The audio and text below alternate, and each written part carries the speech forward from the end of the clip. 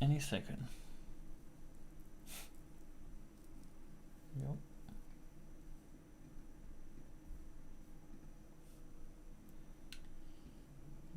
Yup. Okay. We good? Yo, Paris, what's up? I think we're good here. I don't know what that's. Oh. Wait. Oh.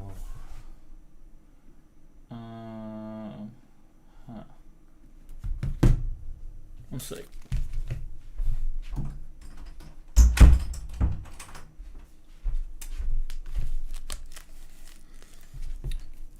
Let me just check my stream on IG and then I think we can start.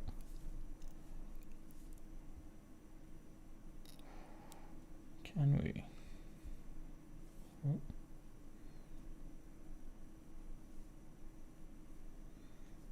Yes. Sick. All right.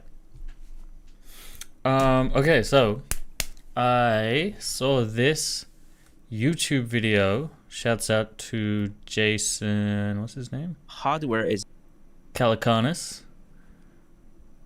He's in the startup scene.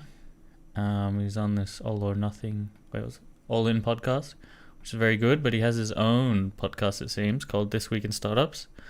I don't know how I didn't know about it before, but now I do. It seems very good. Yo, Ronald Duck, what's going on? Good to see you. Good to see the regulars in the chat. And yeah, so he interviews is this the CEO? Yeah, the CEO of the very hyped hardware AI device, the Rabbit R1. And I was very skeptical about the Rabbit. June, hey, how you doing? But it's really good. This podcast, Jesse actually answers a lot of the questions I had about the Rabbit R1. So, yeah, we're going to be going into that.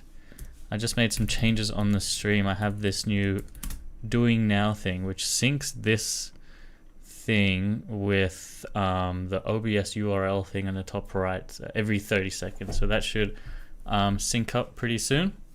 John Power says, couldn't the Rabbit just be an app? Yeah, I think it could, but there's a lot of reasons why they've made the hardware. I think one of them is just having that push to talk button makes it a lot easier. And Jesse actually goes into that and says, like, you know, it's just so much faster than having to open up an app or have like Google Assistant like have to do their processing first. So they just have like apparently way faster inference on like text to action, and they go through the large action model and how that works, and then they also describe like how they make money and this thing called the teach mode. So yeah, we're just going to quickly go onto that podcast. I'll try to find the clips and show you how it works. John Powell says it's not an onboard LLM though, and inferences in the cloud. Yeah, so a lot of the hard lifting inference is in the cloud, the large action model and stuff. But I think they hinted at maybe some of the lower level stuff, like maybe the text transcription could be on board. Maybe, I'm not sure, because they must have some reason why they have faster inference. So yeah, let me just try find these parts. So the first one, how the large action model works. I think here. We're not making any large language model. It's the large action model is neurosymbolic. It's not a large language model. Large language model, what we usually talk about is GPT-4, you know, and BARD and you know, Grok and all that. Those are based on transformer, and they require a ridiculous amount of GPU on the cloud to be able to train and get things right. I don't think any startup raised $30 million can just all of a sudden make their own large language model. So for the record, we're not doing that. We're working with all the best language models and small language models and potentially. Yeah, so he says that their large action model works primarily with the CPU, which is quite different to how the large language models work. So that was quite interesting. Let me try skip 2. And we don't like the way to work with APIs, because API, one, you're betting everyone will give you API, which is... Yeah, and now Jesse's explaining why they don't just use like an LLM to interface with an API, and why they have this large action model, which essentially takes your intent, and they have like, he explains it later, but I'll just try to sum it up. They have like kind of like a virtual machine in the cloud, which has an emulated version of like iPhone or Android or a website, and it can like perform actions similar to how a user clicks on buttons and stuff in the VM, converting your intent prompt to an actual action, whether that's, you know, ordering an Uber, ordering food, etc. It's not the case. It's easier for OpenAI to encourage, or big companies to encourage everyone to build an API for them, but it's really hard for startup to convince, you know, all of a sudden you have 2,000 vendors working on your API in your format. But even if you have all the API, oftentimes they don't 100% replicate the full feature of the application. You know, say I worked with Uber API before, back in my previous company, Riventech, 10 years ago. Their API can do 3 out of 10 things that you can do.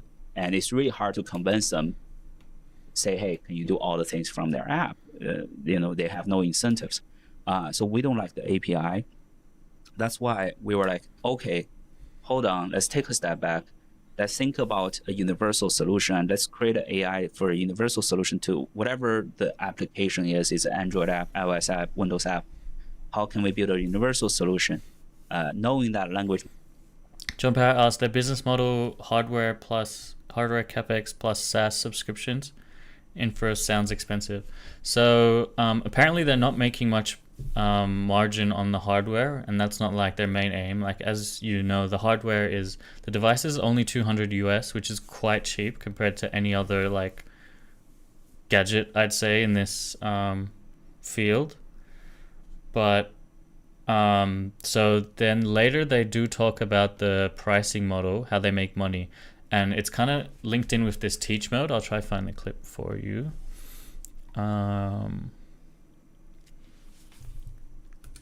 Teach. So essentially, like, you can teach the large action model kind of how to use apps that it doesn't have already in its app store, and if someone teaches that, they can sell that teaching to other people, and I guess they take a cut. So it's kind of like an app store of taught actions. People start receiving their device is a teach mode. And how the teach mode works is that you actually explained that before. Is that as if monkey to monkey, like you go to this web portal, right? The rabbit hole. You turn on teach mode. You decide, today I'm going to teach you something. And it's like if you're teaching your 8-year-old children, you'll be like, hey, come to daddy, sit right here and watch exactly what I'm doing and learn from it. So if you think about neurosymbolic, same metaphor. And there's a psychological factor behind it, is that, Jason, if I ask you to teach me Ollie on skateboard, would you rather do that or not? Yeah. There's 2 decisions. Is one, you want to do it, or 2, even you want to do it, you probably wouldn't willing to. But more importantly, if you don't know how to do Ollie at all, you would just say no. Right. Correct? So you go to the teach mode as user, you know exactly you're going to teach.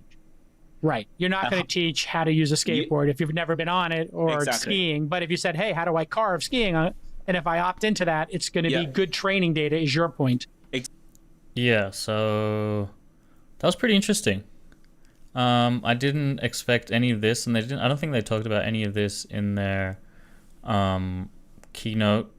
And then later they talk about how the next versions might just be something like an AirPod. And, how many years have you been working on this, by the way? I think this is something people don't appreciate, that this is not something you've been working on for 6 months. No, the original idea, like I said, Rabbit is basically Raven 2.0. It carries a lot of it's the same original passion and carries a lot of the legacy. But if you want have me to backtrack to day one, I actually had my YC application video that community members put up from my YouTube channel, and that was dated as 9 years ago. Yeah, so apparently he's been kind of working on this idea for 9 years, but the hardware hadn't caught up until quite recently, which is quite interesting. Yeah, and I think that's about it for the rabbit. And now I do want to showcase something called GPTOS. Shout out to my Discord. Actually, now that you mention it, I didn't tell my Discord that I'm going live. Does he talk about the hardware? Is it ARM based? No, he doesn't really talk about the specific like operating system or anything of the hardware. He does show the board size. Board. Let's see if I can find that. Here. That would be amazing. And Jason, I'm going to show you something. This is the actual board of R1. It's just that big. Oh, okay. So it's the size of. We didn't even try to make it smaller, because look at the form factor. It fits, right? It fits easily. Yeah. We didn't even try to make it smaller. If I tried really hard to make it smaller, definitely. I mean, it's half of a playing card. If you cut the ace of spades in half, that's about how big the motherboard is, as it were. Yeah. So.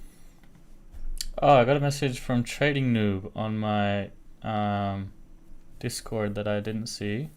They've asked, "Hi, I'm new to programming and coding, but would like to get started. What is the best way, with no bullshit, that I can learn everything efficiently?" I'd say first off, it's learning everything will take forever. There's so much, so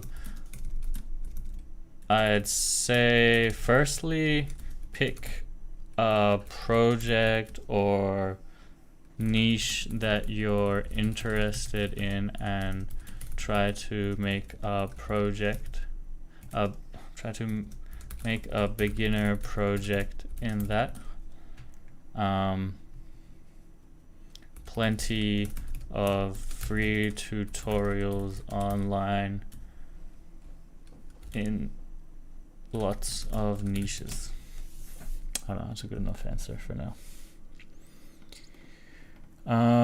Yeah, I think that was like the biggest kind of takeaways I got from this keynote. So is like kind of just demystifying what the large action model is. I guess we could have guessed it, but pretty much to recap what it is, it was taking the user intent and actually having some software that, I guess the model, he mentions this thing neurosymbolic. I don't know what that is completely. So it's not actually a language model. It's a neurosymbolic AI, a type of artificial intelligence that integrates with neural and symbolic AI architectures to address the weaknesses of each, providing a robust AI capable of reasoning, learning, and cognitive modeling. This is quite vague. Actually,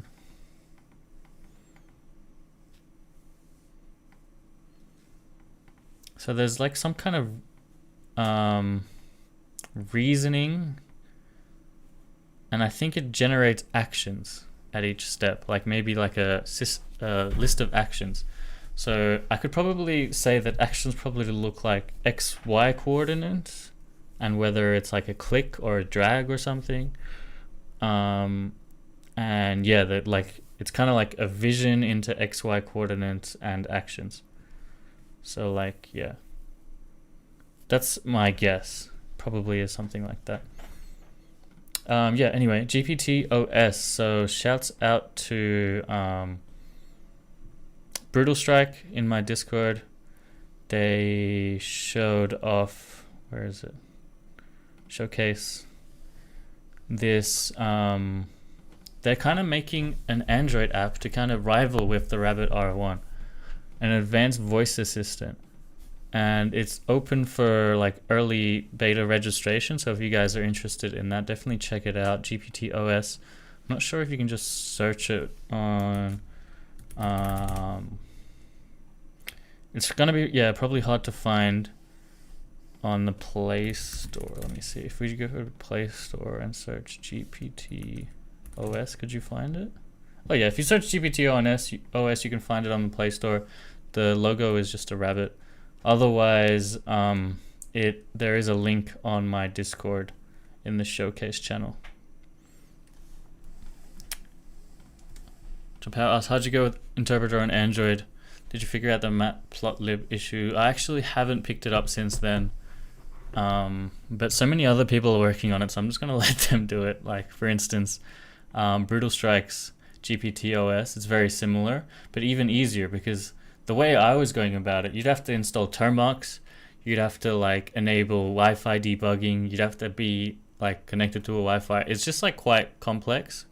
Whereas the way Brutal Strike's gone about it, you just need an Android phone and it's just an app, which is great. And like the features that they say it can do is like highlighting text and being able to send to GPT to summarize a web page. That's pretty cool. But the most interesting one for me is their apps integration. So they have this thing called autoresponder, which can like listen to your notifications from like messaging apps like LinkedIn, WhatsApp, Telegram, and automatically respond, which I thought was really awesome. I haven't really seen anything like that before. Create your own assistants. What else did they have? Yeah, I think that is it. But obviously this is like very early days. I don't think he's been working on it for more than a month or two. So, and Brutal Strike is a great developer. Oh, is this their game? Damn, I didn't realize that they had this game. It has over 5 million downloads on Android. Amazing. Yeah, they're like a really talented developer. So yeah, shouts out to them. Really excited about this project. Yep. What's next? Oh yeah, another suggestion from my Discord was this, oops, I'm having trouble with this, was this thing called Allice. Allice is a lightweight agent framework, apparently. Let's have a look into it. It's open source. A lightweight AI agent. Okay, lightweight AI agent, maybe not framework. And yeah, let's just dive into it. It's pretty low key, only has like 100 stars. So why create another agent? This is due to two reasons. First, we need a simple framework that is easy to understand and sufficiently controllable to test various new ideas about agents. This requires building a fully functional agent framework within a few thousand lines of code. So it kind of is a framework. Second, despite the current strength of OpenAI's products, we place hope in the open source community for the future. This is not only because of the idealistic desire to break the monopoly on AGI, but also for technical reasons. We anticipate that future agents will run for extended periods of time on local machines, performing various complex tasks for local data analysis to information investigation on the internet. Many of these tasks require good reasoning abilities rather than vast amounts of knowledge. We hope that in the future, a lightweight, high reasoning capacity open source LLM will emerge to realize this ideal. And they don't mention it here, but obviously if you had something running for long extended amounts of time and you're using GPT-4, that would be very expensive. So hopefully if we can run it on local machines with open source models, it would be a lot cheaper. Vivek Padman, what's up? Good to see you. What's happening? How you doing? Why is my text stream still so small? It should be bigger. Is that?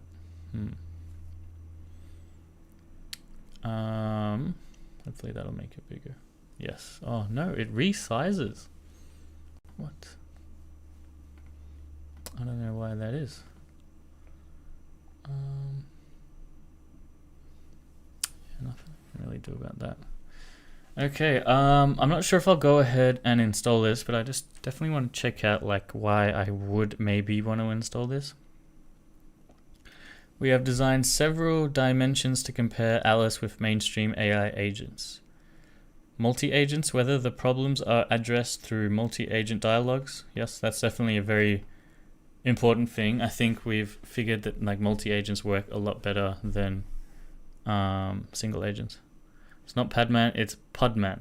Oh, sorry, Podman, but it's spelled Padman. My apologies, Vivek Podman. I hope that's correct that time. If it's not, please let me know.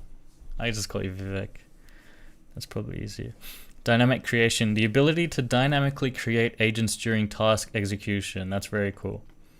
So like, I'm sure every task is different, so you probably don't want to have the same exact agents for each task. So if there was an ability to like automatically spin up agents and, you know, do that kind of thing with dynamic creation, that would be very useful.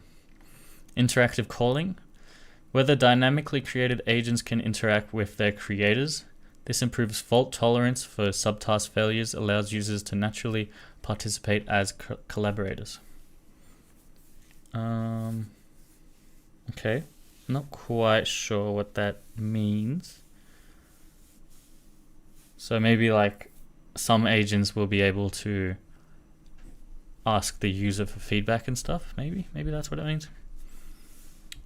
Vivek says, I'm also working on this task, so landed on your channel. On Allice specifically, or just AI agents in general? I'm definitely super excited about AI agents. I think this is the year that everyone's kind of realizing that agents is really exciting, because last year, you know, LLMs in general was exciting. Yeah, we have these really smart kind of language models that you can ask about various stuff, but now how do we get the smartness to actually perform actions and do things? And I think that's where the agents come in. Yeah, long-term memory, another great technical capability that we need for these agents, because if they got short-term memory like a lot of these LLMs do, they're probably not going to be able to do these long-term tasks. Function call syntax, yep, to interface with various functions. Self-expansion, allowing the agent to build more functionalities for itself. That would be very cool if it can just continue building on itself. Yo, Duke, greetings from Peru. Nice. I don't think I've ever had anyone say that before, so my first Peruvian follower. Thank you so much for saying hi. Hello back to you. Multimodal models, yes. Code size. A number of lines of code, a smaller code base enables developers to better understand. Yes. We don't want a really complex system. That's why I like Open Interpreter as well. I feel like it's quite small in the code lines. Oh, Jarvis, yes. Jarvis would be cool. Shouts out Iron Man. Okay, and then they compare it to AutoGen. Let's have a look at this table. Multi-agents, yep. Dynamic creation, yep. Interactive calling. Okay, so AutoGen does not have interactive calling. Really? I feel like it does. Maybe I don't think I understand interactive calling with their creators. I swear AutoGen has like the feedback. AutoGen has RAG. They use JSON for function calling, whereas Allice is arbitrary. They don't have expansion. They are multimodal, but the code size is, wow, it's like 10 times smaller for Allice. Very interesting. I still feel like it's pretty early days, so I'm probably not gonna like try this and test it, but I do like the ideology and the vision for Allice. Yeah.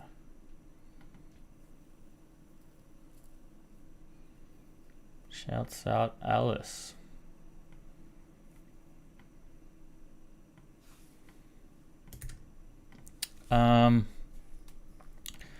What's next? I had a couple of things next. I might do this. Someone on TikTok says, can Evo Ninja scrape Google Maps for plumbers in my area? And I'm not sure. So I told them I'd test it out, so I'm gonna do that. If you guys haven't seen my video on Evo Ninja, yo, Lomek9, hello. It's similar to ChatGPT, but it has a few kind of cool features that ChatGPT doesn't have, and one of the big ones is this current workspace. So it can like save files, edit files, just all through the web, which is really cool. You can also upload files, obviously. But yeah, it can also access the internet. So someone's asked me, can it scrape Google Maps for plumbers in my area? I don't know. Let's see.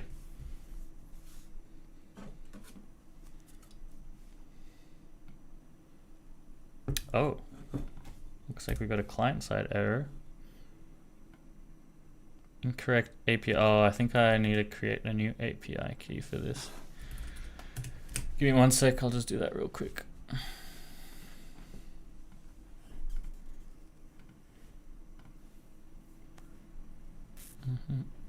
Move this here.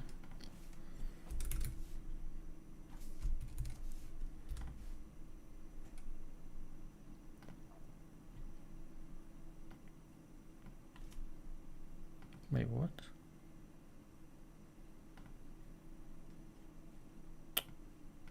I didn't get the key.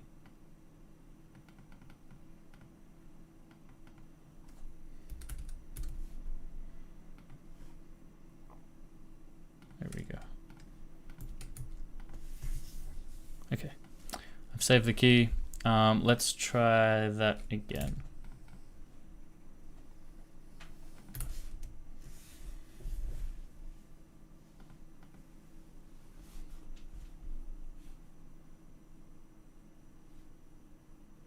I think this needs to be kind of on 2 lines.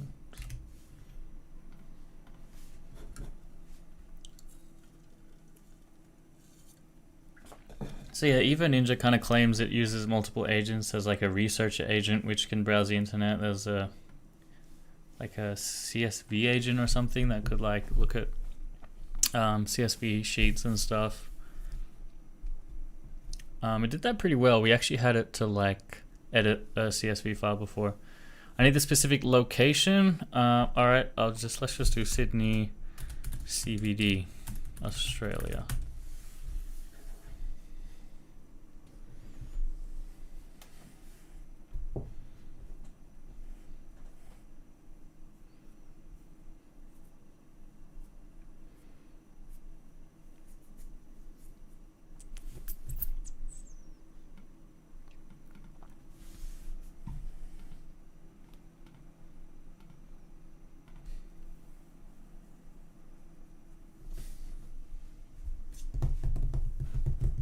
Here it's doing a web search, so I guess it can. I don't know, we'll see. Can ChatGPT do this? Because I know ChatGPT has, let's check it out, has like the ability to search the internet with like Bing.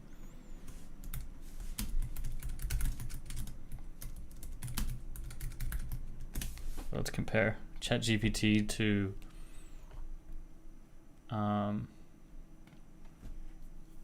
no, it can't apparently. That sucks. Oh, so Evo Ninja actually did come up with some results that seems legit. Unnamed plumbing service. Very interesting. Was that just from a Google search? Let's see. So they used a researcher agent and they web search for plumbers in Sydney, Australia. And yeah, so it's just a web search, not particularly a map search, but I guess that's kind of good enough. Yeah. So yeah, I guess, I don't know if you count that as a pass or a fail. I'll leave that up to who did that. Craig Anthony, thank you for the question. All right. Okay, I have like 3 things left. I might do this code test. Let's code interview test. So I don't know if you guys have been following, but I just turned it off yesterday, but I've been getting so many I've applied to so many jobs automatically from Use Massive's AI, but I haven't gotten any interviews. But I have gotten one code test invitation. I'm probably not going to get a job, but I just find these code tests fun, so I'm just going to do them on stream. It's content. Shouts out to Sonu Source. Thank you for your interest. I don't even know what kind of job like I applied for here, but we're just going to jump straight into the code test and see how we do. I could abysmally fail, but I don't know. Who cares? Should be fun. 120 minutes. Oh my god, that's too long. I'm probably just gonna cheat on it and yeah, say that I won't cheat, but I probably will. Look, like I doubt they're gonna give me a offer anyway. So I'll give you 1 minute tour of our testing environment. Sure. Time limit. Your tasks. Your language. File tree. I probably have to make this big for my own safety. I mean, comfort.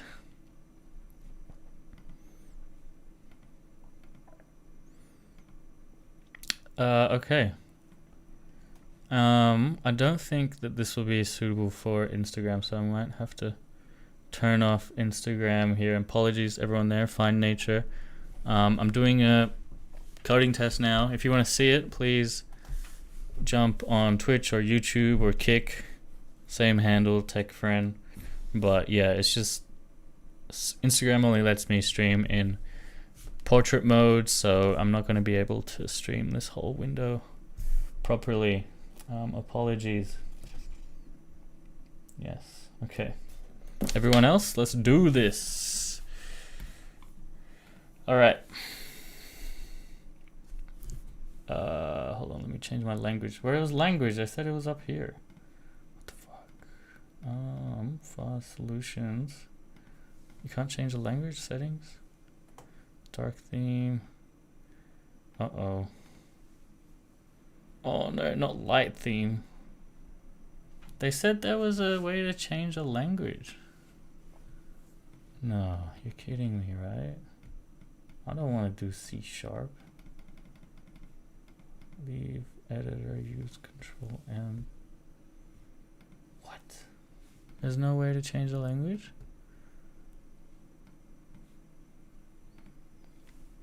Take a tour, time limit, tasks, file tree, solution, autosave. What? No. I swear they said there was a way.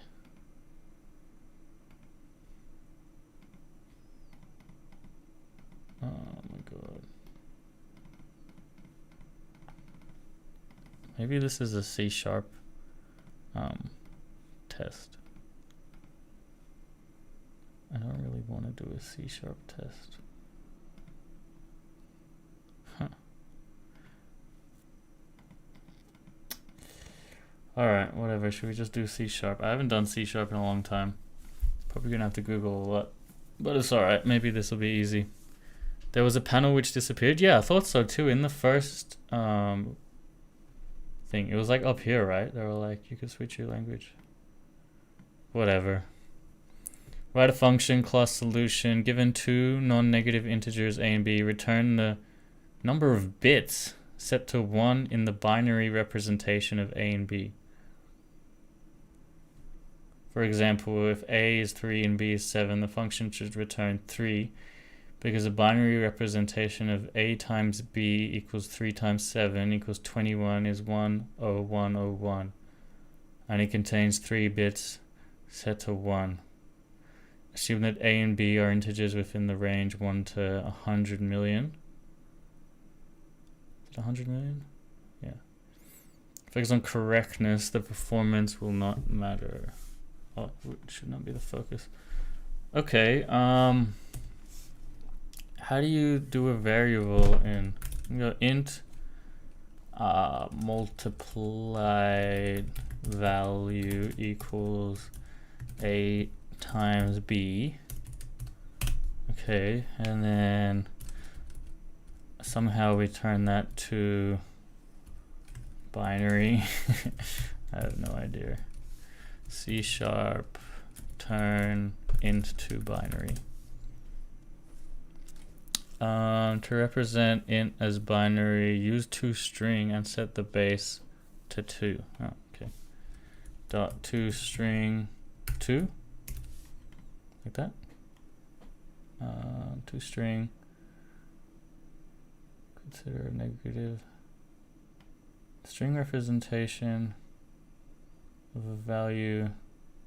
How do you set the base?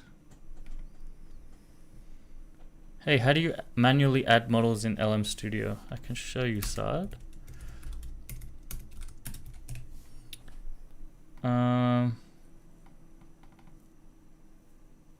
Convert dot toString.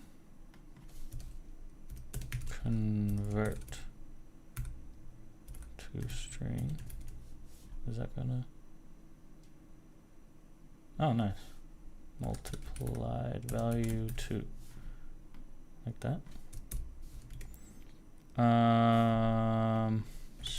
String capital S.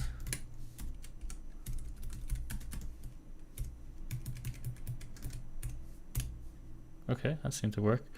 Okay, Saad, this is what you do. You go LM Studio, you click this magnifying glass, and this is where you can search for models. So let's search Mixtral. Mixtral. And then you'll get to see the models here. And then on the right side, you see the download button. You click the download button. After it's downloaded, you'll see it in your downloads, and you can just load it through this drop down up the top.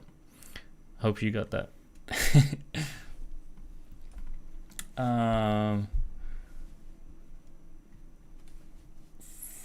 And then we go for int I equals 0. I is less than binary string dot length. Is that how you get length? I have no idea how to do C#. I mean, I have somewhat of an idea. It seems like it's working. I++. If binary string I is 1, int 1 count equals 0, 1 count plus plus, and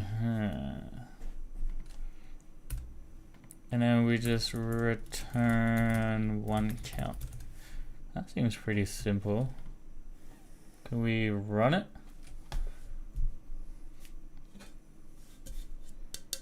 Syntactically correct and works on the example. Okay, that was pretty easy. Submit task. Yes. I bet you there's maybe some edge cases I didn't handle, but who cares? So it says, yeah, they've tried.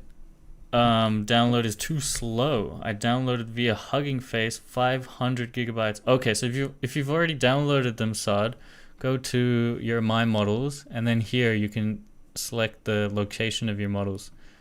Local models folder, click change, and then find wherever your models are and go select folder.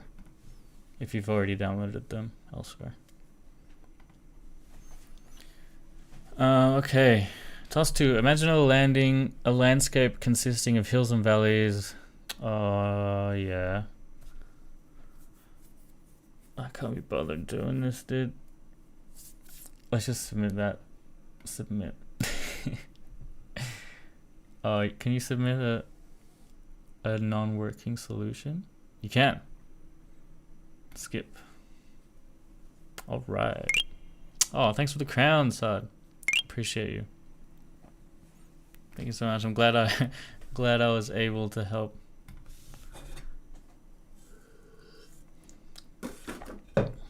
Oh damn, I only passed 6 of the test cases on task 1. Total score 25%. Probably not gonna get a offer from that, but that's fine. Okay. I don't even know what job it was for. Apparently it's probably a C# job, which I probably don't even want, so we got that out of the way. Nice little 10 minutes of content. Okay. Next up, CodeBuddy VS Code extension. Hell yeah. Vivek, I love your content. I'm a regular from now on. Oh, thanks so much, Vivek. I appreciate you.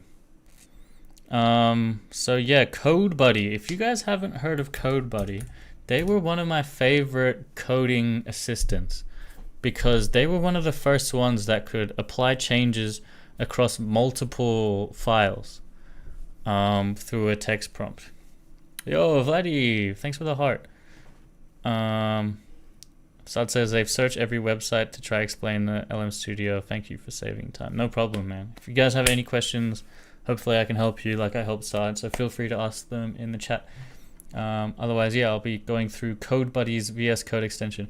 Yeah, I've used it plenty of times before. I think it's such a great tool. It was only on the web, but now they've come through with a VS Code extension, not publicly, but if you're really nice, you can join their Discord and ask about it. The admin actually reached out to me and asked me to try it, so they've given me access to this VS Code alpha channel. Now, I'm not sure exactly how we load this in VS Code. Maybe we can just click it.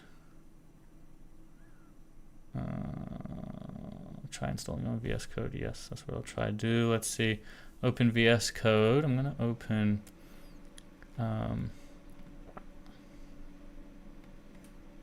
this folder. I actually do have some coding work to do, so maybe we can kill two birds with one stone.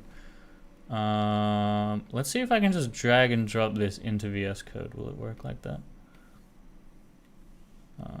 Here. Did that work?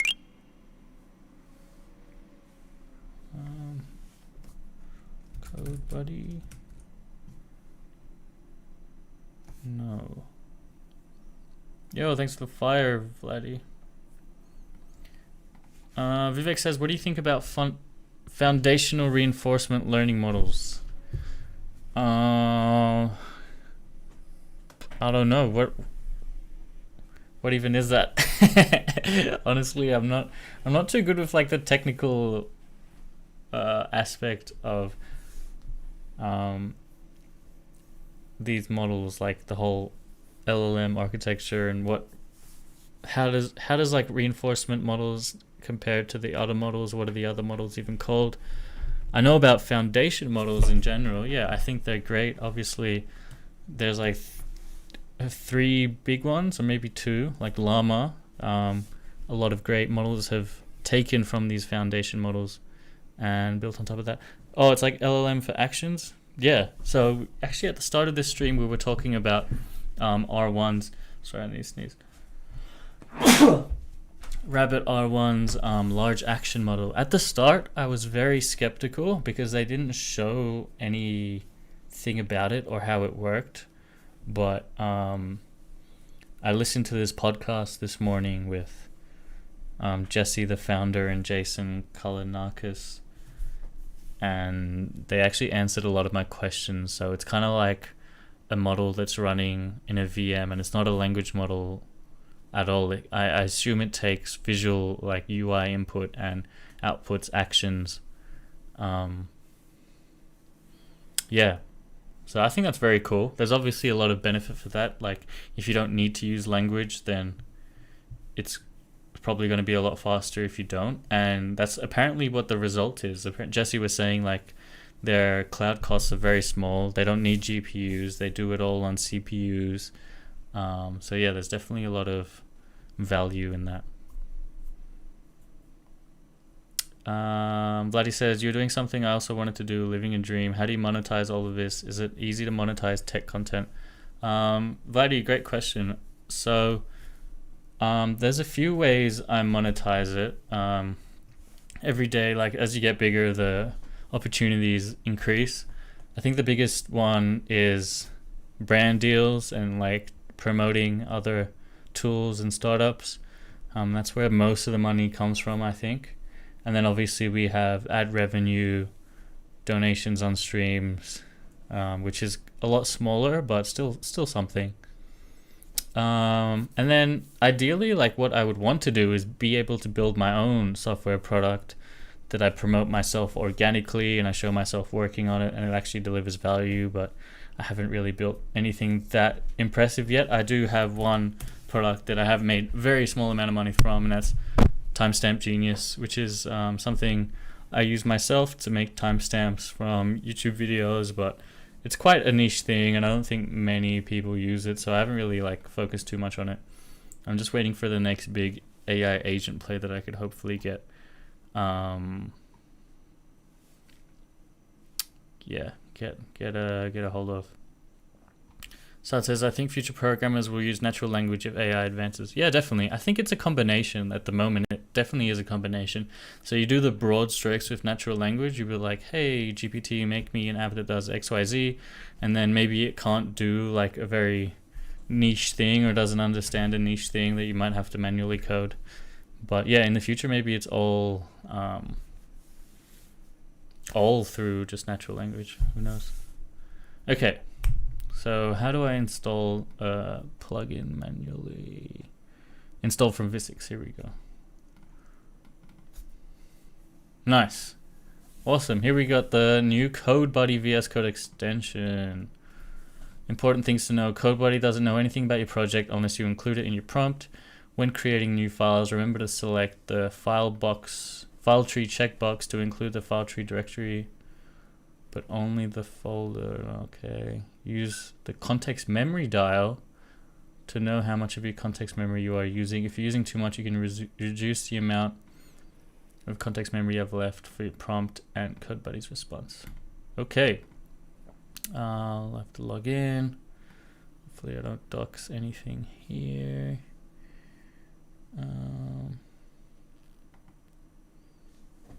Sign in with GitHub.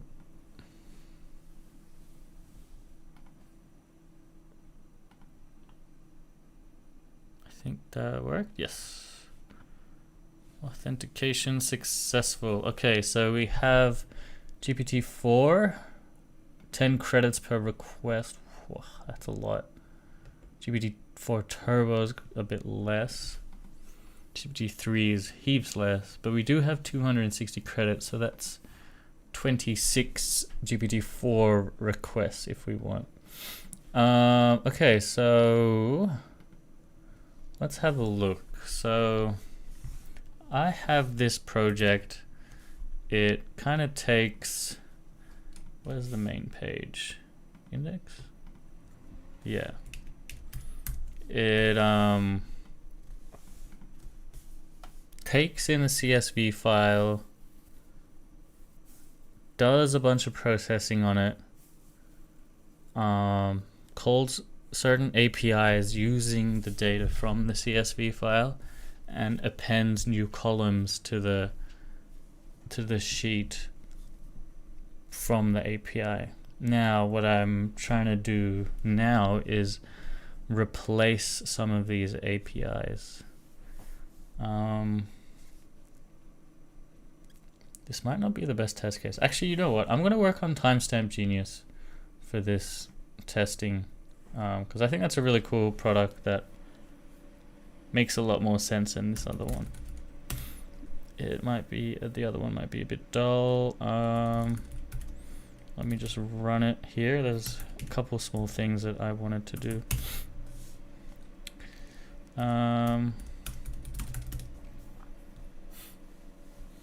So let this run. Here we go. Control click. So we've got it running here. 0 credits. Who am I logged in as?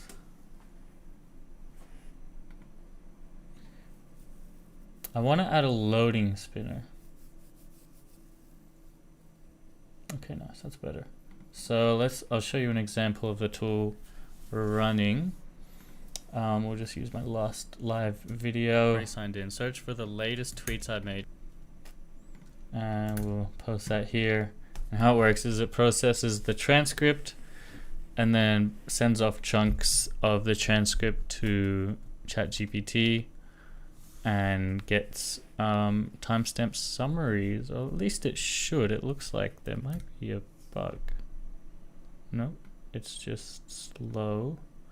I might have made some changes on this. Git diff. Yes, I have definitely made some changes. So let's just remove all the changes and try that again. There we go. So now you can see that it's actually kind of, it's pretty fast now, but it'd be good if there's a loading spinner while it's waiting. So I kind of want to add that.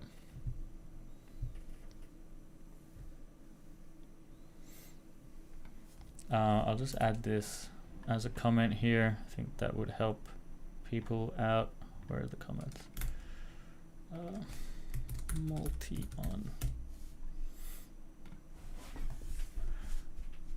on. Yo, Jumjo Jim, love your channel, bro. Thanks. Thank you for the very nice comment. I'm glad you like the channel.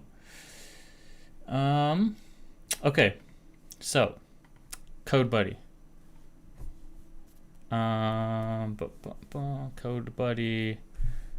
Oh, that's really cool. So you can either manually select the files to add to context, or you can do the open files, which is great. So it includes all the files you have open, but I don't really need Timestamp Genius in this context. So I'll remove that, give it a bit more context room for just its own thing. If I make this bigger, does it make everything bigger? Yeah, that's probably better for you guys. So pretty much what I want to do is add a loading spinner in between each line. Yeah, I don't know. Let's see if we can figure that out. Like, let's see, is there like a loading spinner npm package? Is there any good ones? Oh, this one, 2023. 100,000 downloads weekly. Seems pretty good. Oh, great. What kind of fidget spinner? They got so many different ones. Line wave could be good. Well, that's pretty good. Hourglass. Mutating dots. That's pretty sick. Progress bar. That one's alright. 3 circles. Kind of want like a horizontal one, so maybe progress bar or line bar. Grid? Nope. Falling lines. Ooh, that one's pretty cool. Oh, DNA is pretty cool too. Which one should we do? Bars is pretty cool as well. I think DNA was the coolest. Well, 3 dots is the simplest. No, I like DNA. Oh, it doesn't really look like a loading spinner though. Maybe power. Alright, let's just do progress bar. Yo, Clouds in Oakland asks, what are we playing with today? I'm just trying out this new VS Code extension from CodeBuddy, which was one of my favorite coding assistants, which was previously a web app. But what I liked about CodeBuddy was, compared to a lot of the other assistants at the time, I'm sure they've all caught up now, but compared to the other assistants at the time, it was actually able to make code changes across multiple files in a code base a lot easier. I mean, a lot better.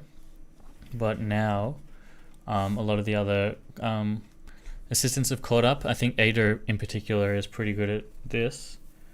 But yeah, I still have a lot of love for CodeBuddy, so we're testing it out. They just recommended me try their new code extension, so I'm going to do that. I want to add this progress bar. So I'm going to just, I don't think it can run npm commands, so I'm going to do that manually. And then I think it can read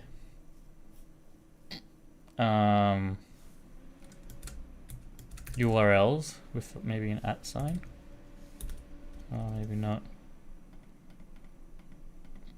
Is there help? Let's see. I think you can read URLs, right? URL. Simply paste the URL of a web page. Or was that just JetBrains? We'll find out. We will find out. Okay, so it knows the context of the files I have open, which is cool. So I'm gonna be like, I want to see if it can do it without me looking at the code. Normally I give it like a very good prompt, but let's give it a really dumb prompt. I'll just be like, while waiting for the response of the next transcript line, show a loading spinner using spinner.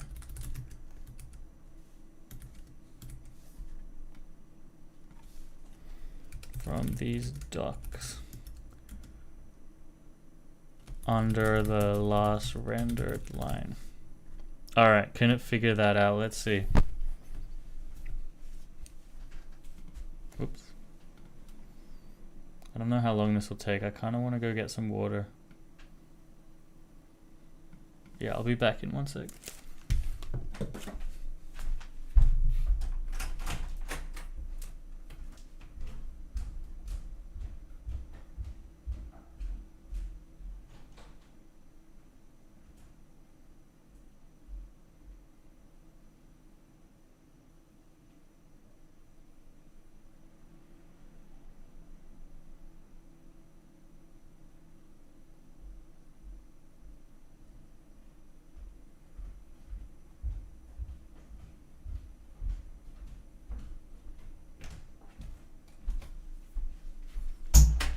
Okay.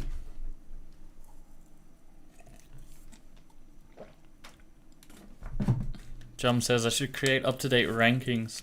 Yeah, rankings of like AI agents and stuff. Hey, Alvaro. Nice to see you. How you doing? Yeah, like an up-to-date tier list would be sick, but it's just like, it's quite subjective. I think a better thing, oh, I actually have one. I don't keep it up to date, but maybe with the community we could. Is, I'll show you. I have a Google Sheet.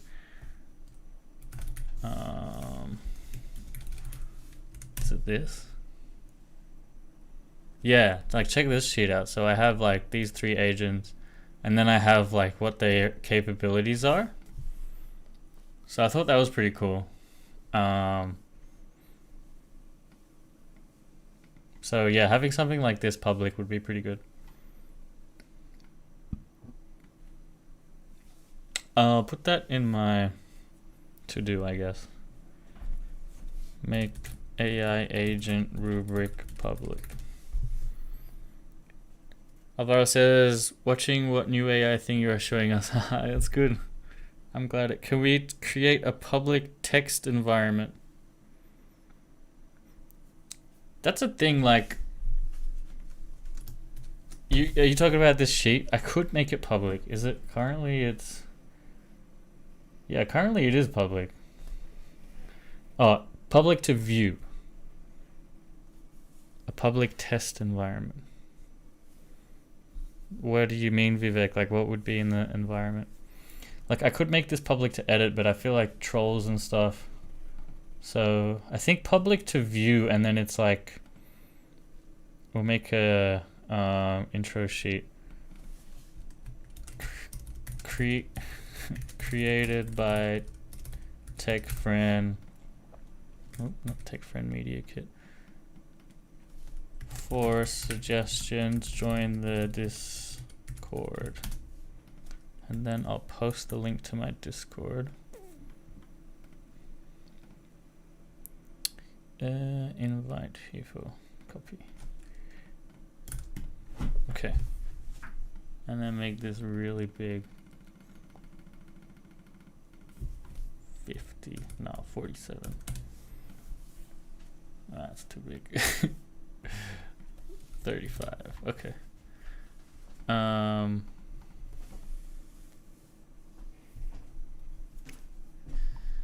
says, like, launch the environment, solve a task, and then rank the agents like Hugging Face. Oh. That seems like a lot of work. I feel like just manually testing their capabilities like this is my way to go.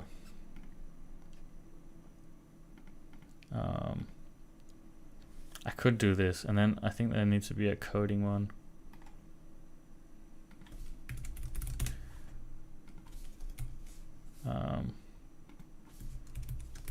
Tech friends, AI agents. Rubric. Yo, Durok, how am I doing? I'm good. Yeah, good to see you too. Long time. Alvaro says, once I asked you if it could be possible to make an AI that using GPT vision can handle a no-code platform. Do you think you could try that today?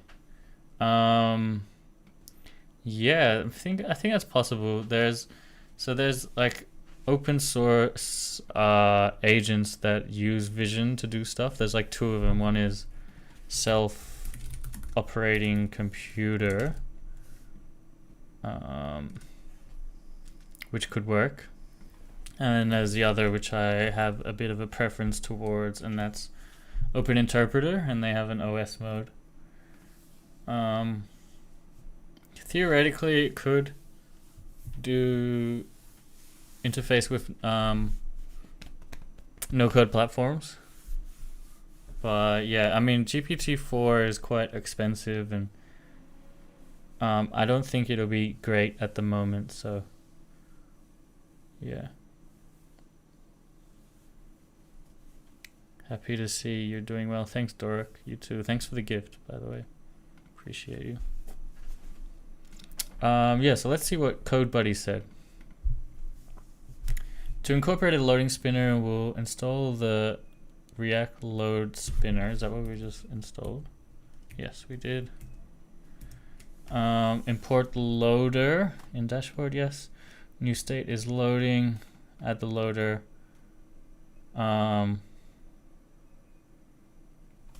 Yes. React loader spinner is already installed.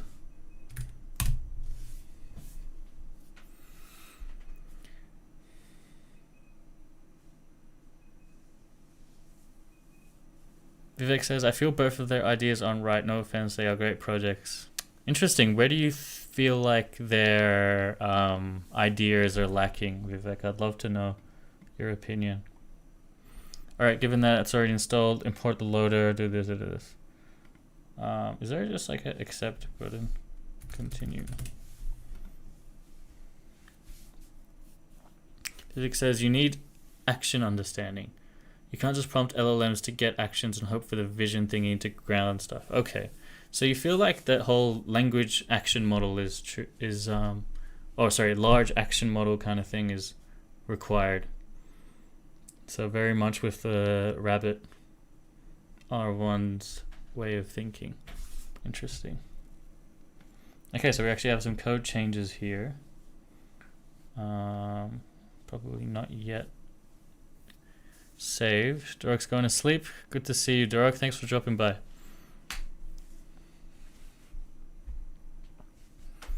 Oh, it's loading.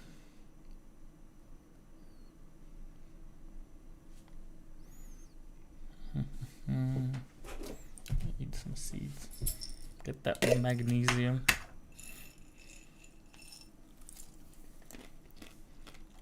Pumpkin seeds. I don't know if you can see that. All right.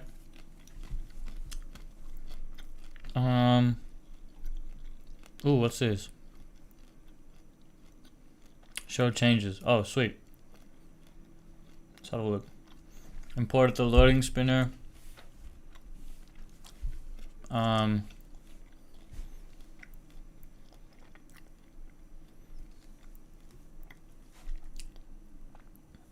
I made the state.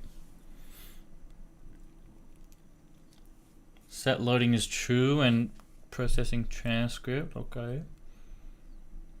Set loading is false when transcript is processed. Okay. And then we got the loading spinner under the processing message.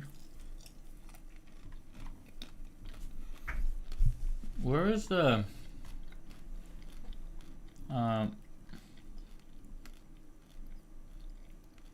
wait, what? I feel like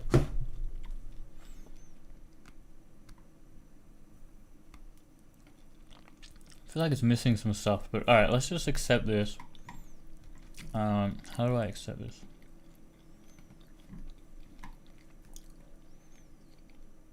Open file, go to previous.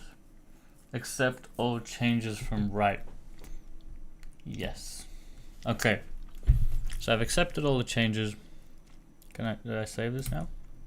Save them. Now we can run it again for a test. Alvaras, Vivek, how would you do it? You train a reinforcement foundation model on actions rather than text output, apparently. And we have an internal server error. Failed to load server. Did I stop running the server maybe? Oh man.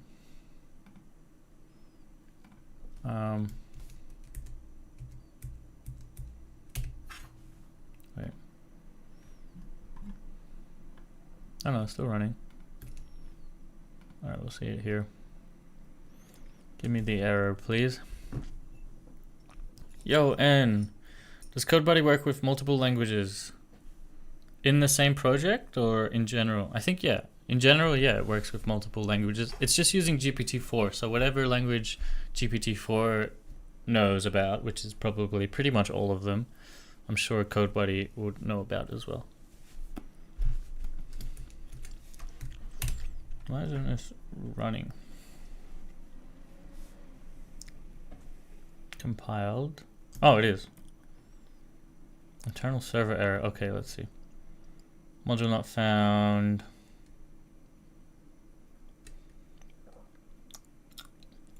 Module not found. I assume it's the one that I just tried to add, React Load Spinner. Did that not add correctly? Oh. I guess now it should work, maybe? Okay. I guess it didn't add correctly the first time.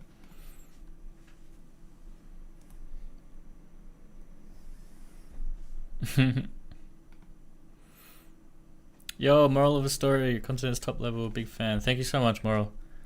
I'm glad you enjoyed it. Check the last 5 tweets. Remember that. Alright, let's see if I get a loading spinner. Nope. Element type is invalid. Expected a string, but got undefined. You likely forgot to export. Check the render method of what? Element type. Expected a string. Let me look at the changes again.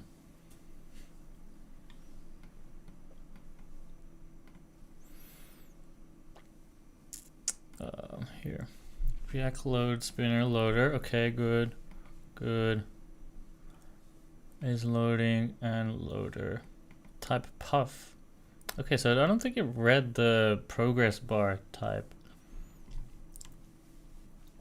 That's not good. Set is loading the true. Set is loading the false. Those all look good. I think there's probably just something wrong there. So if I remove the this, will it render fine? Wait, why can't I comment that out?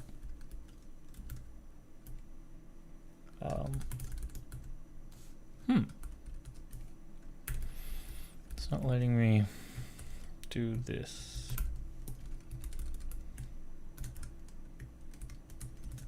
Okay. Now what?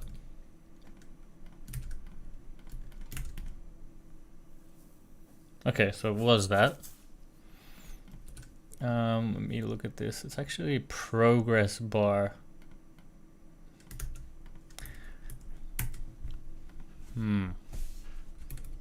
I guess it didn't like. Wait, what? What am I meant to import from here? Import progress bar. Nope.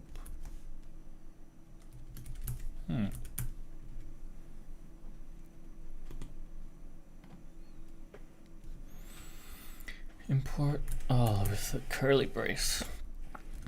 Import progress bar. What from React loader spinner?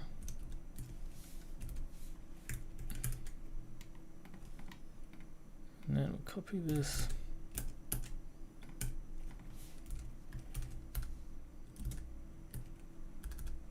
Let's see if that works.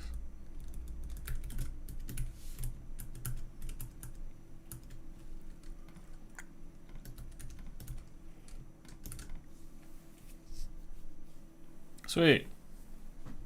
Okay, we got the progress bar. What's the main idea behind this tech friend? So it's meant to be a coding assistant that like can code across different files and like read URL documentation.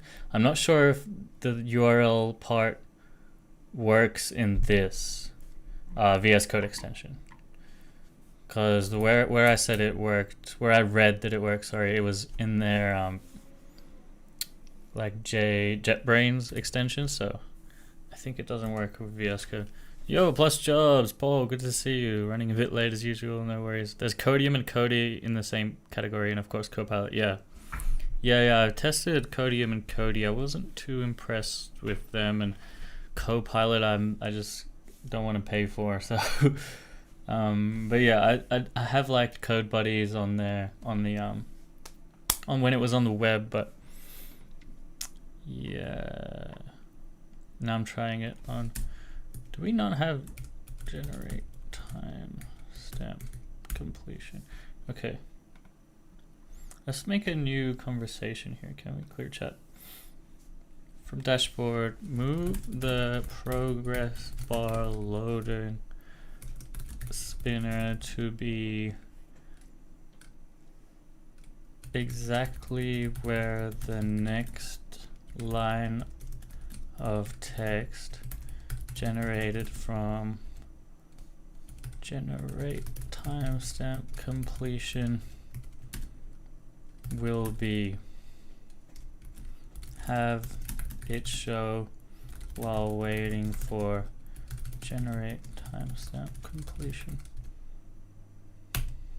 Okay, let's see if you can move the loading bar where I want it. So pretty much I want it to show when we're generating each line. So at the moment, it's up here. I want it down here. I mean, this isn't too bad, but yeah, it's not exactly where I want it. Vivek says only Copilot is usable. Have you tried Aider? I really like Aider. I think that one is also good, but the interface maybe isn't as nice because it's in the terminal and not. Oh, you can run it as a VS Code extension with the extension Rift. Morphlabs Rift, which is pretty good.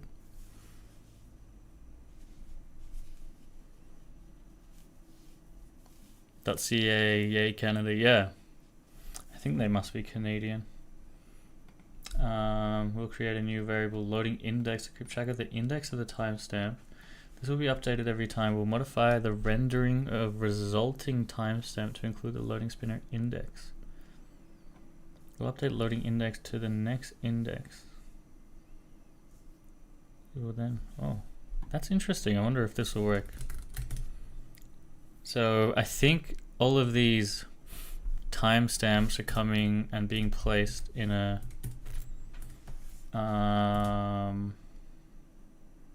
no, it's not. I was gonna say in an array, but that's not the case. So I don't think this is actually good. Am I still using cursor? No, actually, I haven't really gotten into the habit of using cursor. Good to see you. It's a trap, by the way. Yeah, I'm testing out codebuddy's VS Code extension. Honestly, it's let me down a little bit. I think this code base is kind of hard to understand as well. But I was hoping it could just figure it out with a dumb prompt. But I guess not. What was I gonna say? I wonder if cursor, I do have cursor. We could try the exact same prompt and then see if cursor can figure it out.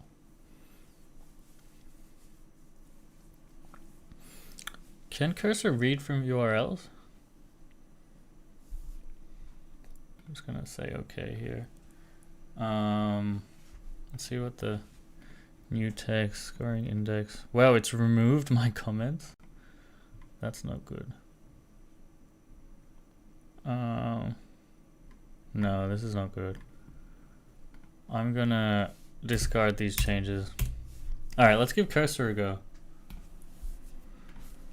Cursor. Yo, Kalashnikov, hello, how are you? There's an update for cursor at web. What's at web? There's an update. Let's see. How do I see the updates? Help. About. Version 0.221. Let's see what the latest cursor version is. Cursor dev version. Will Dollar, what language are you using? I'm using JavaScript. Do we get to see the version blog? They had a cursor release notes. Cursor releases. No releases.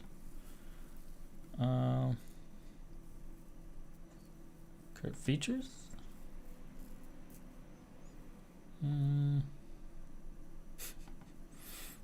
Whatever, let's just use the version we have.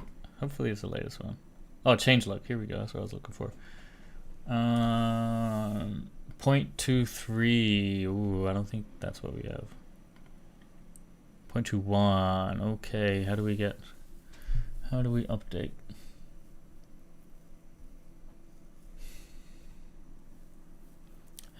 do we update?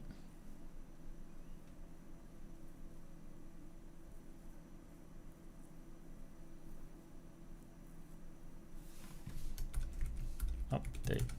Cursor attempt update. Okay, that's good. What do they add? New model, apply button, cursor fast, apply button, apply code block, chat lens. GPT-4 preview. Use at web. Oh, that's what you're talking about. Crawl the web. Oh, perfect, perfect. Thanks, it's a trap. I should get in the habit of using VS Code more. Let's see, do I have timestamp genius here? No, we don't.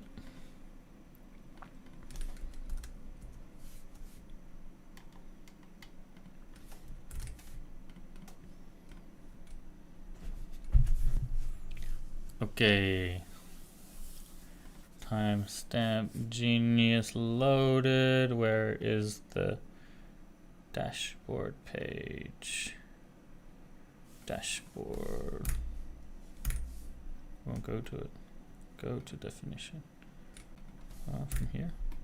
Go to definition. Components dashboard. Here we go. Okay, I'll make this a bit smaller.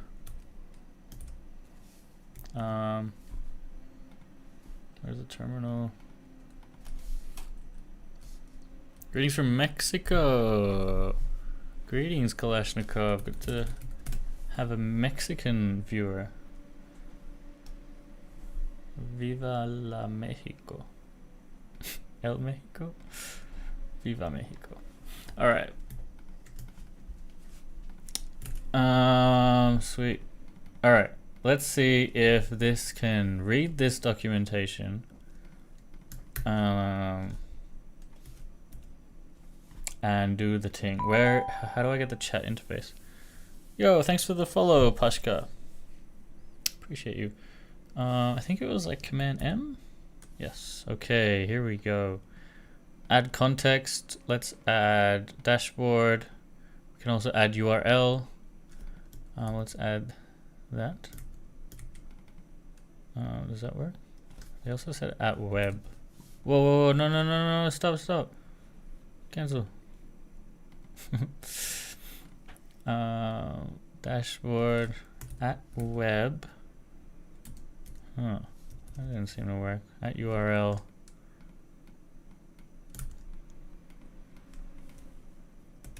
Oh, okay. I had to hold click there. It was really weird.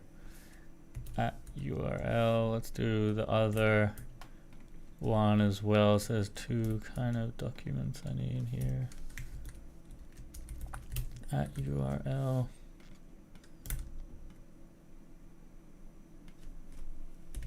Okay, cool. Every time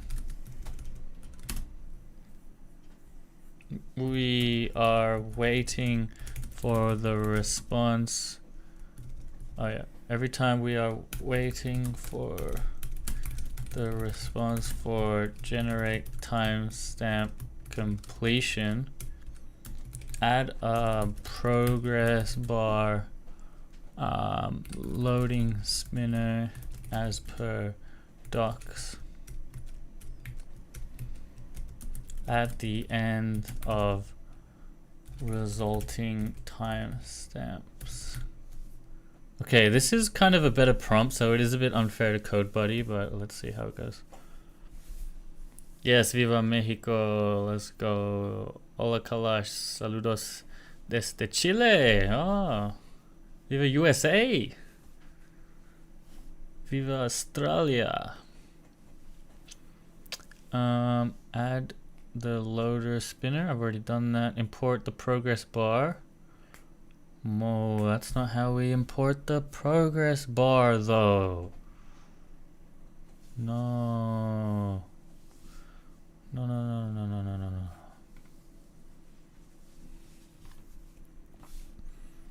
Damn it.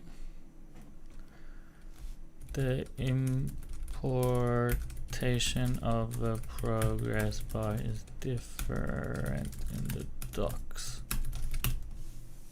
Damn, it's not able to figure it out. Also, oh, here's another thing I didn't like about, oh, this is continue. Wait a second, this isn't even cursor's chat. This is continues chat. Oh. Okay, hold on. Hold on. Oh, man. Where is the... How do I get the cursor or the chat? Cancel chat. Open chat. There we go. That's cursor chat. Oh. Imposter continue chat. Continue is like a extension I use on vscode to do AI chat, but alright, here we go. I'm gonna write this prompt again. Actually, we probably could just copy paste it. So we can add files, dashboard.js. Also want to add web. Okay, cool. Web. And then what do we just put the progress bar? You gotta crawl that link. Yes, crawl this link, please. Oh, awesome. Oh, this is sick. It actually shows you the how it's loaded it, which is great. So we're just gonna load a whole bunch of shit here. It's gonna be sick.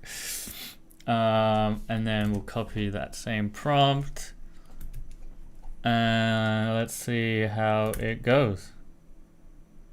Chat.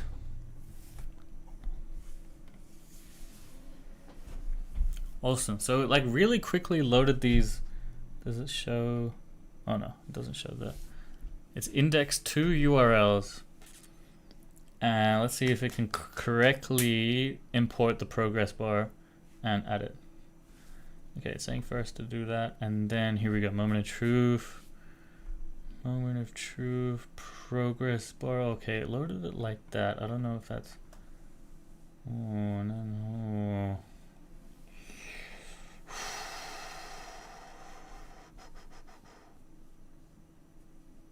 It also, okay, so this also doesn't make the change, it just suggests it. Oh, you can apply diff. Okay, so it can. Okay, well, let's get a follow-up.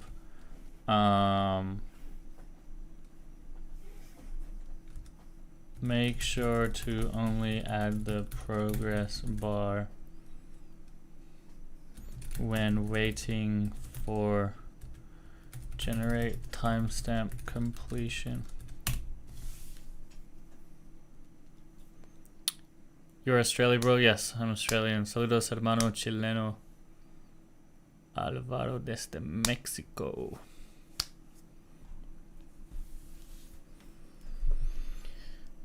Set loading timestamp. Nice.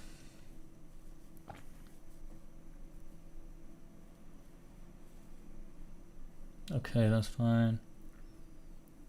Alright, let's see if this puts it in the right spot. Progress bar, that'll be on the top, so that should be fine, right? Yes, okay, great.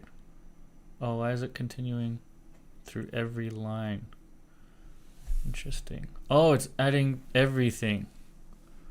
Oh no. But it's also replacing a lot of shit with existing code. But I think we can one by one go through and tell it which changes to keep and not keep. But yeah, still kind of annoying from cursor here, unfortunately. But yeah, we'll see. So this is actually going to take a while because it's going through line by line, changing everything. Oh no, it's suddenly finished. Okay, so the first 2 lines are good. Yes, yes. This is not good. No, not good. No. Set load timestamp, good. Remove everything here. No. Oh, I can't click the no. No. No. Oh, I can't click that. No. No. Okay, good.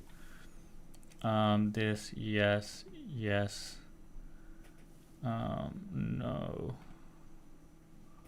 No. No. No. No. Oh, we don't have the final... Oh, we do, progress bar. Okay, let's save this. And test it. I feel like it's not going to do very well.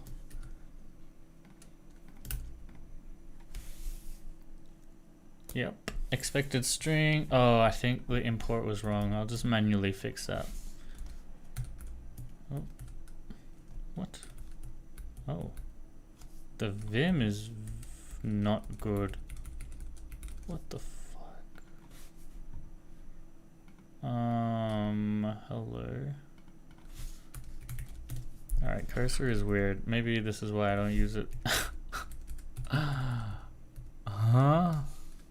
I can't like go into this line for some reason. Is it because I didn't accept all the changes? Maybe if I just do this, will it go now? No, still.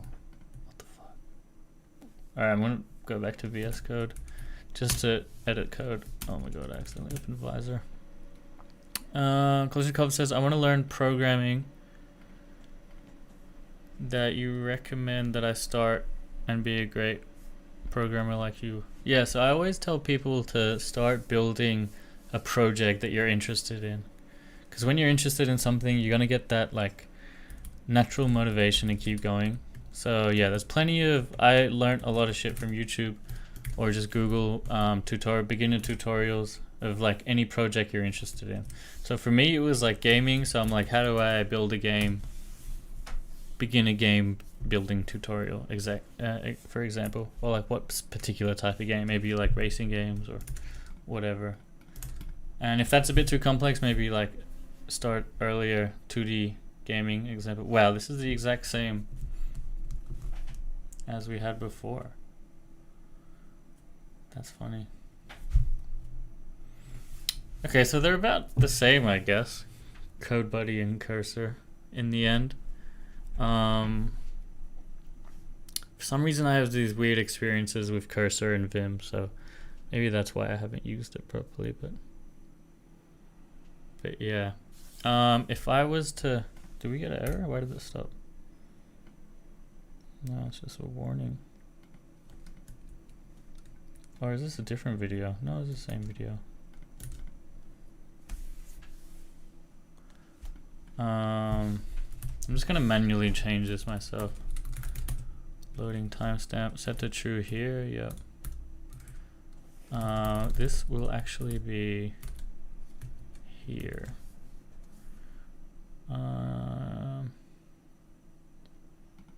Resulting timestamps. So join here. This is where it should be. Let's refresh that. Now hopefully it's here. It isn't.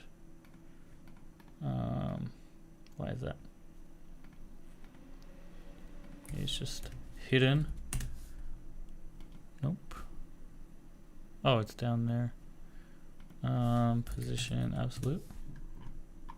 Oh, that messed everything up. I want it to be inside the text area. Maybe that's not possible. Maybe I was giving it an impossible task. Is it possible to do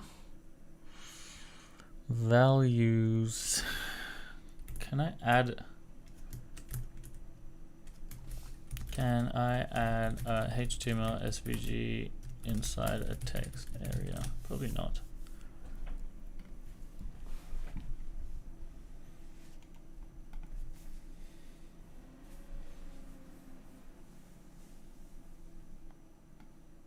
No, you can.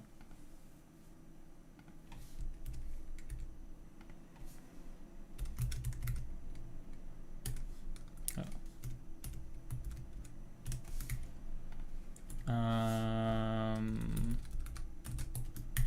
Like that, apparently. See, the thing is, like, these AIs are good, but you still need to know how to prompt them exactly well. Otherwise, they just don't. Hold on. I think I still need to change the Z index. Oh, it's not even in there. Oh, because the value is this.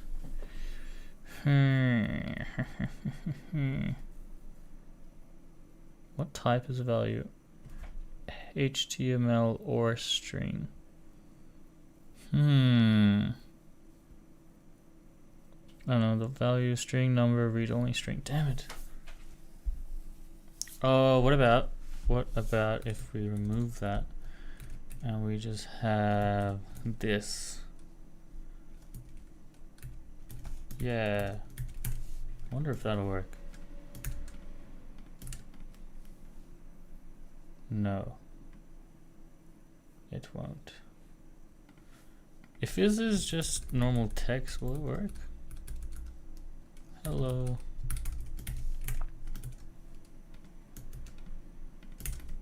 Oops. Yeah. Okay, so that does work. So theoretically this should work. Right?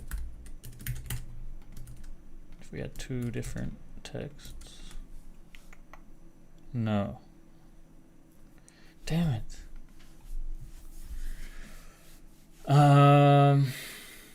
That's a shame. What if it was just one text?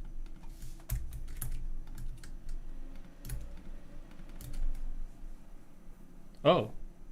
Okay, that's promising. What if we just had the resulting timestamps?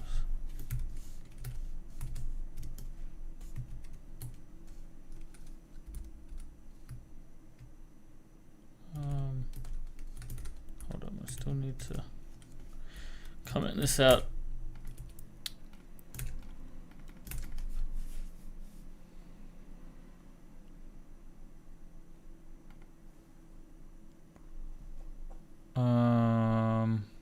Oh, it tells me to use value instead of setting children. Damn. Alright, well, I'll figure that out later. I think I'm going to stop the stream here. I hope you guys enjoyed it. I'm going to try streaming every day. I've been wanting to, but I don't know. It's a combination of different reasons why I haven't been, but hopefully from tomorrow. I feel like from tomorrow I could. It does mean that a lot of the streams won't be as exciting. Like there'll probably be a lot of them where I'm coding like this and debugging, which is a shame, but I think from what I've learned, it's better that I just stream anything rather than not streaming for the algorithm, especially on TikTok. So yeah, I'll be doing that. Hope you guys enjoyed it, and hopefully if you're around, I'll see you tomorrow, and hope you have a good day, night, wherever you are. Peace out. Also, as YouTube chat gone, but yeah, code-based chat worth looking.